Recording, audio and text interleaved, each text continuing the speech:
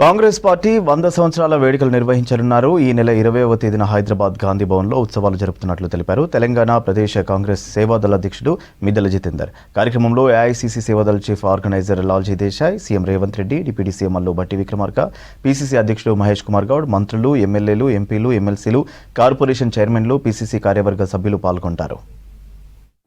ఈ సేవాదళ అనే సంస్థని స్టార్ట్ చేసి దానికి మొట్టమొదటి అధ్యక్షుడిగా జవహర్లాల్ నెహ్రూ గారిని నియమించడమైనది.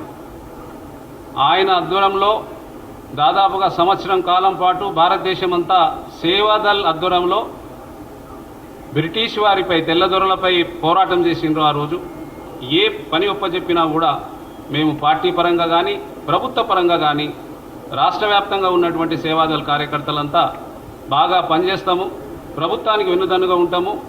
దీర్ఘకాలికంగా ప్రభుత్వం కొనసాగే విషయంలో మా సేవాదళ్ తప్పకుండా మా పాత్ర ఉంటుంది. అదేవిధంగా రేపు 20వ తారీఖు రోజు జరగబోయే సభకు రాష్ట్ర వ్యాప్తంగా కార్యకర్తలు గ్రామ స్థాయి నుంచి కార్యకర్తలు వస్తున్నారు కాబట్టి దాదాపుగా ఒక 5,000 మందితో కార్యక్రమాన్ని చేపట్టడం జరుగుతుంది.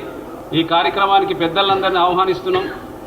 మన పీసీసీ అధ్యక్షులు మహేష్ కుమార్ గౌడ్ గారికి, అదేవిధంగా సీఎం గారికి, మంత్రులకు, పాత ఉన్నటువంటి సీనియర్స్ని అందరినీ ఆహ్వానిస్తున్నాం. ఎందుకంటే ఇది 100 సంవత్సరాల చరిత్ర గల సేవాదళ్ కాబట్టి అందరినీ ఆహ్వానిస్తున్నాము.